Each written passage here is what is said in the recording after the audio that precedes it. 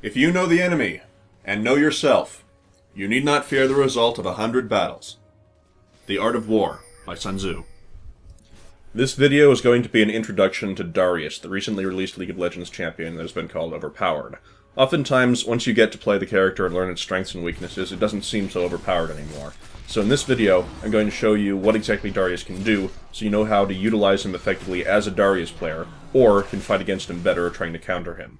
Information is power, after all. The goal of this video is that by watching it, you will have an understanding of both how to use Darius and how to counter him.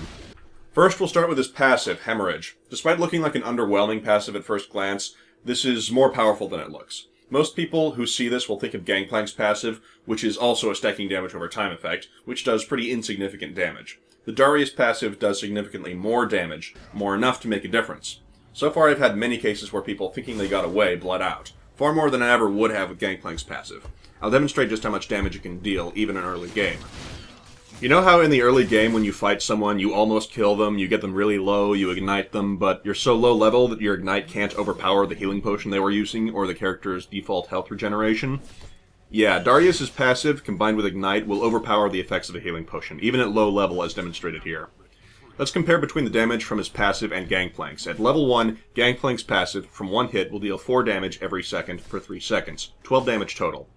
At the maximum of 3 stacks, it will deal 36 damage over 3 seconds total. The Darius passive has a base of 12 damage over 5 seconds, equal to Gangplank's and matching up until 3 stacks. However, you can pass beyond 3 stacks and get 5 stacks, doing an extra 24 base damage at level 1 for an extra 2 seconds of time, bringing the base up to 60 damage in return for a 60% time increase, the extra 2 seconds. But that's only the base. It also scales with attack power to do bonus damage, unlike Gangplank's. Because it scales with attack power in addition to increasing as you level, it becomes much better than Gangplank's for damage dealing. Rule number 1 is to respect his passive. If you're fighting below level 6, you will oftentimes be tempted to engage an enemy when you both have 2 bars of health, because at level 2 or 3, they can't chop that off in one hit. Meaning that even if you screw up, you'll often be able to get away. Remember that his passive at level 1 at 5 stacks can do the damage of an ignite. If you're a Darius player, remember the power of your own passive. Stacks of his passive are represented by drops of blood that orbit an enemy champion or minion. When 5 are applied to a champion, a mark of death will appear over the person's head.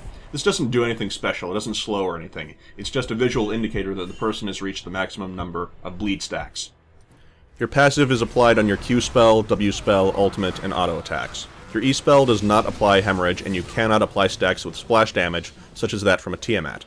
So if you're thinking of getting a Tiamat, using your cleave and hitting 5 people, having the Tiamat splash and automatically apply 5 stacks to everyone, yeah, that's not going to happen. Another thing to note is while Gangplank's passive slows the enemy, the Darius passive increases your movement speed. Remember that this is a 5% bonus per enemy champion, not per stack. You will not get the maximum 25% movement speed bonus by applying 5 stacks onto a single enemy. You will stay at the 5% bonus if you do that. While we're on the topic of movement speed, you might be wondering what the 5% multiplies off of. I did a test without boots, with default boots, and with Ninja Tabby. Darius has a base movement speed of 315. For those not mathematically inclined, the figures on the screen mean that the movement speed bonus scales with your boots. Now let's look at his first spell, his Q ability, Decimate. At level 1, it does 70 base damage, which is fairly high considering it's an area of effect spell costing only 40 mana. The spell is interesting in that it has different damage values depending on if you're struck by the steel blade or the wood handle. Note that you will still be given a stack of Hemorrhage if you are hit by the wood handle. Another important thing to note is that a lot of people fighting Darius compulsively think that they take reduced damage by being hit by the lower damaging part of the spell. That's not the way you should look at it. You take a significant amount of damage at level 1 by being hit with the wood handle, enough to make it cost-effective for him to hit you repeatedly with it. He just gets a 50% bonus from hitting you with the axe. It's better to be hit by the wood than the steel, but it's best to not be hit by either, because you won't be able to shrug off being hit by the wood repeatedly. The next important note is that the range of this spell is deceptively short. It's easier to dodge being hit by than you might think. The casting animation for the spell extends farther than the casting base plate goes, and even if the casting animation of his Q clips through your character, it could still avoid damaging you. This has led a lot of Darius players to wonder if the character is buggy and not responding to hits. That's not true. The animation is just not on scale with the actual spell. We have to remember that the game operates on base plates, so stuff can miss even if it clips through a character's animation. Another thing to remember is that like Garen's spin ability, this ability is usable while moving and will not freeze you in place. As for his W, Crippling Strike, this would put Darius on the turret ganking roster. If you like trying to push for an early turret kill in your lane, it helps to have a champion that can boost your attack speed or attack power to help you take the turret down faster. In the case of Darius, his W can be used like the Q spells of Garen or Talon to trigger a quick strike on a turret, doing more damage than an auto attack. Apart from some extra burst damage, its main use is to apply a stack of Hemo before you ult someone. The slow it applies isn't very significant. 20% for 2 seconds at rank 1, 40% for 2 seconds at rank 5. It's a very short slow that requires melee auto attack range to apply, which reduces its usefulness because normally you want to apply a slow so that you can get them into melee range in the first place. And the passive of this spell is to reduce its own cooldown the more Hemo stacks you have on your target. This reduces its utility quite a lot because you will usually be forced to apply it when you have only 1 stack from Decimate, 2 if you're risking an auto attack, just to apply some sort of slow to keep them from escaping via flashing away from you or running away normally with faster movement speed than you. If you get several hits off on someone, the slow from this can be applied very frequently, but without cooldown reduction to get its default cooldown under 7 seconds, you won't be able to chain slow someone, even with 5 stacks of Hemo. At rank 5, it will still have above a 7-second cooldown, and if you got 5 hits off on someone, they're probably not going anywhere anyway, making the slow kind of pointless. Most players will max this after Decimate anyway, though, because of its anti-turret and one-on-one dueling power.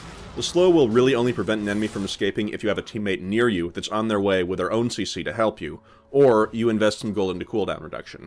Even when you do the latter, you'll still need several hits in order to chain slow someone. If you're fighting a Darius, remember that weakness. Darius has very limited crowd control once he's initiated and starts fighting you. It takes extra cooldown reduction to be able to chain slow, which most Darius players will not build for, and once he initiates and attacks you, he will have to use his W to stop you from immediately escaping with a flash, and because he does this, he will miss the cooldown reduction on the next stacks applied. So you'll likely have a window of 3 or 4 seconds after the slow fades before he can slow you again and begin to actually chain slow you. This can be very useful to get away from him. Apart from cooldown reduction, there are 2 ways a Darius player can augment this to attempt to make the one-on-one chase a bit more secured. Option 1 is to get a Phage or Frozen Mallet, the other is to get a Bilgewater Cutlass, and use it to close the gap after the initial slow fades to be able to apply 5 stacks and re-slow the target. Once a Darius player completes one of these 3 items, escaping becomes more of an uncertain gamble, and then the best way to avoid Darius killing you is to avoid letting him attack you in the first place. This brings us to our next spell. Darius's E, Apprehend. It works like a blitz grab, but can grab multiple people and has a much shorter range and a much faster cast time. Only the bare minimum part of the spell baseplate actually needs to be touching an enemy to drag them. If the positioning is right, it can be used to pull people through walls, and it can be used to pull the blue buff golem through a wall also. The spell deals no damage and will not apply a stack of Hemo onto your target. However, taking a point in the spell gives you another passive, 5% armor penetration. At rank 5, you gain 25% armor penetration, but most people level that last, so it doesn't tend to come into play until late game. At level 1, this will have about a 23-second cooldown by default, which is fairly long, and it will be reduced to around 12 seconds at rank 5.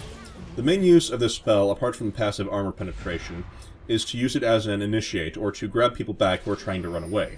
Darius can get lots of movement speed and gap closing power if he gets into a brawl, but he doesn't have a really good way to get into a fight in the first place.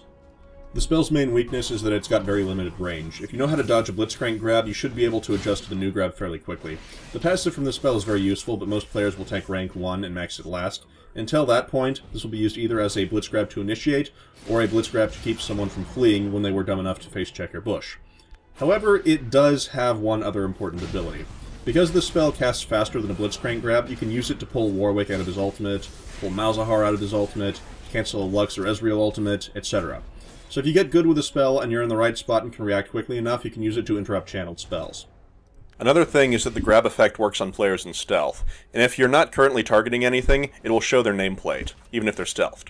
You can follow this by hitting Q, which will also hit people in stealth. Now for his ultimate. His ultimate scales off of attack damage, but deals true damage, and refreshes when you kill someone. It deals extra damage for each stack of Hemo on the target. The big bleeding skull that appears over an enemy champion at 5 stacks exists entirely to tell you that you'll get the maximum amount of damage out of this spell. If you're wondering how much damage the maximum will do as opposed to using it blank without stacks, the spell has a tooltip that will display the spell's maximum potential damage to you, so you can check it to see. An interesting note about this spell is that another part of the tooltip is not entirely accurate to how the spell works. It says that if the spell kills a target, it refreshes the cooldown. That's not entirely true. The casting animation starts and stops, and in between, the mana is spent and the damage is done. But if the enemy champion dies within the time it would take for the animation to finish, it will refresh the spell's cooldown anyway, even if it did not kill the target. Sometimes you can fit an auto attack, or hit with your Q ability before the cooldown is triggered, and if you do it fast enough, it'll reset the cooldown, even if it's been triggered already. This also applies even if you do not land the killing blow. If one of your teammates gets the kill quickly enough, you can still gain a cooldown refresh even on an assist. You'll only have a fraction of a second to pull that off, however. Another note is that this ability is technically still a spell, and as such it will be blocked by Sivir's shield, triggering the cooldown with 0 damage dealt. It will also have the cooldown triggered and not count as a killing blow if it kills a player with Guardian Angel, but because it's also true damage, it will penetrate Morgana's Black Shield and ignore it completely. Now for some other tactics. I think that Darius is going to be one of those champions banned in lower ELO play, like Shaco. He punishes people for making mistakes. His biggest weakness is that if he plays against someone who isn't face-checking his bush, he'll have to use his E to initiate, leaving a window for the enemy player to escape, assuming he can get close enough to cast E in the first place. The only way to make sure that he can block someone from escape is to get into melee range and slow them. So if you don't let Darius get in melee range of you, it'll be difficult for him to chase you down.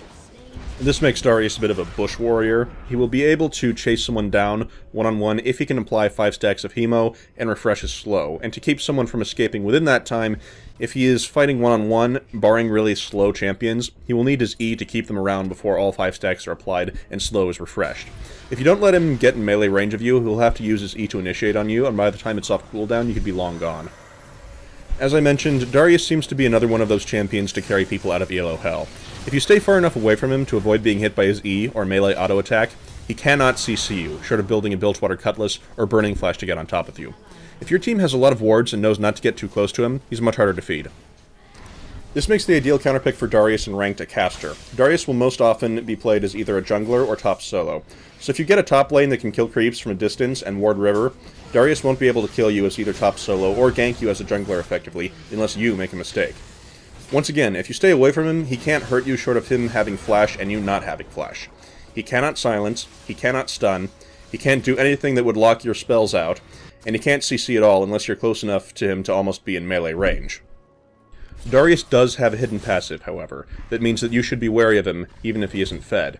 Because his ultimate does true damage, and his E at level 18 gives him 25% armor penetration, this in addition to armor penetration from runes, since most bruisers will take armor pen reds, means that he's a lot like Olaf and will ignore a lot of armor. This scales well into late game because his non-ultimate spells will deal near true damage, as will his auto attacks. The result of this means that even if he is negative by 2 kills and you're a level above him, he can still kill you by ignoring your armor. It also makes him an effective tank hunter. To him, everyone without a Warmog is a squishy. Darius can still get weak if he is deprived CS and kills, but it does not happen as quickly as it does for most champions that start getting behind. This makes Darius a very effective jungler, because if you're jungling in ranked, it's uncertain if you're going to be getting opportunities for good ganks. Darius is more forgiving to junglers that would fall behind. Another one of Darius' perks is that his spells are very cheap. A single Philosopher's Stone will make it very rare for you to be in a situation where you run out of mana, even if you're spamming your spells fairly regularly. Imagine if Pantheon had much cheaper spells. His spells are so cheap, in fact, that when everything is rank 5, a combo of all 4 spells will cost you only 235 mana. His Crippling Strike at level 1 is a whopping 30 mana. His spells do a lot of damage and are incredibly cheap to spam, even with very little or no gold invested into mana regeneration. That goes to the point where I'd agree and say that he's overpowered. If I were to nerf him, I would probably increase the mana cost of his spells. If Darius did receive such a nerf in the future, though, because that's the nerf I'd predict to balance him, it'd still be curable with a little mana regeneration, and he benefits a lot from an early Philosopher's Stone anyway. And from that we move on to itemization. Darius is almost a blank slate. You could build armor pen on him, but you don't really need to. You could build attack speed on him, but you don't really need to. You could build some lifesteal on him, but you don't really need to. You could build him tanky, but you don't really need to. No one category is really all-around essential to playing Darius effectively, apart from the standard attack damage, so his builds give you many options. However, the fact that he has so many options makes him more useful in lower ELO play. The one thing that he doesn't seem to get any benefit from, though, is crit. I tested some crit builds in a couple Dominion games, and I didn't get a single critical hit from anything but auto attacks. I don't think his spells are even able to crit. Because of all the different builds he can take, if you deviate from something specific, it won't punish you as much, and that means you can adapt to new situations easier than other champions can. Because you know this is going to happen to you. You're in solo queue. You're talking to your team about who's doing what, the 5th guy is silent for the entire lobby duration, you've already locked in with Darius to go top, and he locks in as a top solo also, and you've already got a jungler. And now your team lacks an AD carry or a supported bot, and you're going into a ranked game with that. Darius still isn't Elite Hack's optimal replacement for an AD carry, but you know that if you play solo queue, these situations will happen to you. And even if it's not your fault that your teammate is a dumbass, it is still your problem because it affects your rating. Darius, because he can build for armor pen tank killing, or build to be a tanky bruiser with Frozen Mallet, or build to be a lifesteal and damage dealer, or build him with gold per 5 items as a replacement for a support, means that he's a champion that you can use to help your team recover from these situations. This, combined with the fact that his spells punish people for mistakes, makes me predict that his primary role will be that of pulling people out of yellow hell. Thank you for watching my Darius information video. I hope you found the information useful.